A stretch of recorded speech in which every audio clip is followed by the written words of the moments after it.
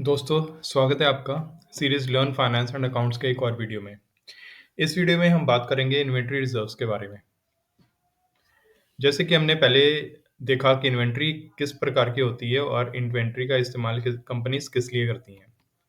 तो हमने देखा कि इन्वेंटरी जो फिनिश गुड्स हैं वो एक इन्वेंटरी है और कंपनी फिनिश गुड्स को सेल करके पैसा कमाना चाहती है।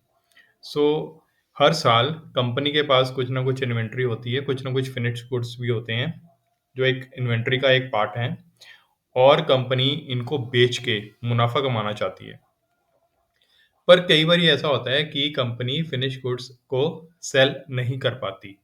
इसके कई तरह के रीज़न्स हो सकते हैं, कई कारण हो सकते हैं। जैसे कि गुड्स खराब हो गए या फैशन ही चेंज हो गया, ट्रेंड्स ही चेंज हो गए। पहले black and white TV use होते थे, अब कलर टीवीज़ आ गए, तो ब्लैक एंड व्हाइट टीवीज़ बिकने बंद हो गए। पहले बेल बॉटम्स होते थे, अब फैशन चेंज हो गया, अब वो ये नहीं यूज़ होते। और तीसरा कारण है कि टेक्नोलॉजी का चेंज होना। जैसे कि पहले जो फ़ोन होते थे, बटन वाले फ़ोन होते थे, मोबाइल फ़ोन्स, अब स्मार्टफ़ोन्स आ गए हैं, तो टेक्नोलॉजी चेंज हो चुकी है। तो इन कई रीज़न्स के कारण इन्वेंटरी को सेल करना पॉसिबल नहीं हो पाता। लेकिन आप ये भी जानते हैं कि inventory is a part of assets. Inventory को एसेट्स में लिखा जाता है। जब हम अपनी बैलेंस शीट बनाते हैं, तो एसेट्स में इन्वेंटरी को भी लिखते हैं।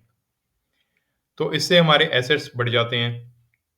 लेकिन ये इन्वेंटरी तो सेल ही नहीं हो रही। ये इन्वेंटरी तो सेल होगी नहीं, तो हम इनको एसेट्स में क्यों लिखें? तो हम इनको एसेट्स में ना लिख के इस इन्वेंटरी को कहते हैं कॉन्ट्रा एसेट। इसको कहते हैं हम कॉन्ट्रा एसेट। तो हम पहले से इन एंटिसिपेशन हम पहले से जानते हैं या अंदाज़ा लगा सकते हैं कि कंपनी अपनी इन इन्वेंटरी को बेच नहीं पाएगी। इस साल इस टाइप की इन्वेंटरी नहीं बिकेगी। तो वो वाली इन्वेंटरी को रिज़र्व इन्वेंटरी कहते हैं और उस तरह के एसेट्स को कॉन्ट्रा एसेट्स कहते हैं। उस इन्वेंटरी को कॉन्ट्रा एसेट कहते हैं। और इससे हमारा जो नेट इन्वेंटरी है, जो हमारी टोटल इन्वेंटरी है, जिसको हम अपनी बैलेंस शीट में लिखेंगे, वो टोटल इन्वेंटरी कम हो जाएगी।